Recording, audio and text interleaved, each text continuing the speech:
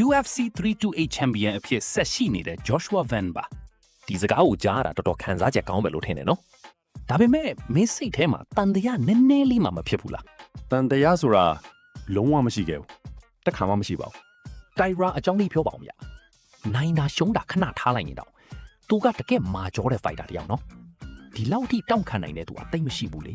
ဟုတ်တယ်ဗျသူတော်တော်လေးမှာပါတယ်ပထမဆုံးလဲကျသွားတဲ့အချိန်ကလေးကပွဲပြီးသွားပြီထင်ခဲ့တာဒါပေမဲ့ဘသူနဲ့မှမတူတဲ့ fighter ပဲအယမ်းမှာပါတယ် ဟုတ်ပါတယ်ဒုတိယအချီပြီးခံပြီးမှ replay ပြန်ကြည့်တော့သူ့ခေါင်းနှုတ်လန့်သွားပြီးမျက်လုံးတွေတောင်လဲသွားတာမြင်ရပါတယ် ground and pound နဲ့ဝင်လိုက်တော့သူပြန်တတိဝင်လာသလိုဖြစ်သွားတာထင်တယ်ဗျဒါပေမဲ့အဲ့ဒီတုန်းကတော့သူတကယ်ရှုံးသွားပြီလို့ထင်ခဲ့တာဒါပေမဲ့ပြန်လာနိုင်ခဲ့တယ်ဗျတကယ်မာတဲ့ကောင်ပါ ငွားကြီးမြောင်မစခင်မှာတချို့ကတူးတူးလို့မြင်ကြတယ်တချို့ကတော့မင်း3-1နဲ့ဥဆောင်နေတယ်လို့မြင်ကြတယ်အဲ့ဒီအချိန်မှာနီးပြကနေဘာဒီပြောခဲ့လဲ ကျွန်တော်နီးပြားကကျွန်တော်ကိုယုံကြည်တယ်ဗျ body ကိုထိုးပြီးပွဲဖြတ်လိုက်လို့ပဲပြောတယ်ကျွန်တော်လည်းအဲ့ဒီတိုင်းလုပ်ခဲ့တာပါ အဲ့ဒီအချိန်မှာမင်းစိတ်ထဲမှာအမှတ်တွေတွက်နေတာလားဒါမှမဟုတ်ဒီပွဲတော်ကထိန်းထားနိုင်ပြီပဲလို့တွေးနေတာလား သူကျွန်တော်ကိုချုပ်နိုင်ခဲ့ပေမဲ့အန်ဒီယေကြီးကြီးမမပေးနိုင်ပါဘူးဒါကြောင့်ကျွန်တော်နိုင်မယ်လို့ယုံကြည်ထားတယ်တကယ်တော့3ကြီးအတွင်းနိုင်အောင်ထိုးမယ်လို့စဉ်းစားထားတာဒါပေမဲ့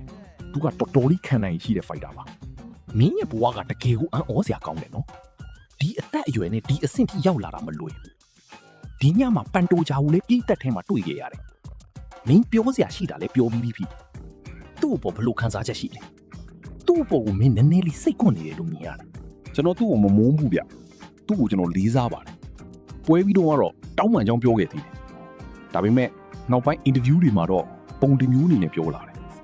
မနီးကတွေ့တော့လဲလက်ဆွဲနှုတ်ဆက်ခဲ့တယ်ပြဿနာမရှိပါဘူးဒါပေမဲ့ကျွန်တော်ကိုမကောင်းတဲ့လူဖြစ်အောင်ပြောတာတော့မကြိုက်ဘူးဗျကျွန်တော်ထိုးခဲ့တယ်သူလေးကြသွားတယ်လက်ကျိုးသွားတယ်ခမောက်ပြီးရကျွန်တော်ပြောချင်တာအဲ့ဒါကြောင့် respect ထားပါကိုလူကြီးဒီညပွဲကတော်တော်ကြာသွားတယ်နော်အဲ့ဒါကိုမင်းအနေနဲ့သဘောကျမိလားအစိုးရပွဲပြီးသွားရင်ဝေဖန်မဲ့သူရှိလို့လား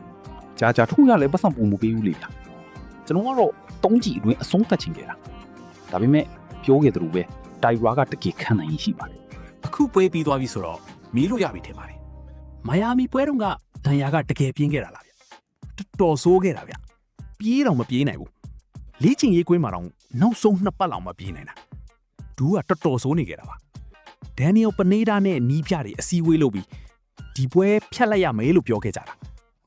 ကာဒီယိုအတွက်လည်းစပိန်စီးတာလောက်ပဲလုပ်နိုင်ခဲ့တယ်စပါရင်းတောင်တစ်ခါတလေပဲလုပ်နိုင်တာ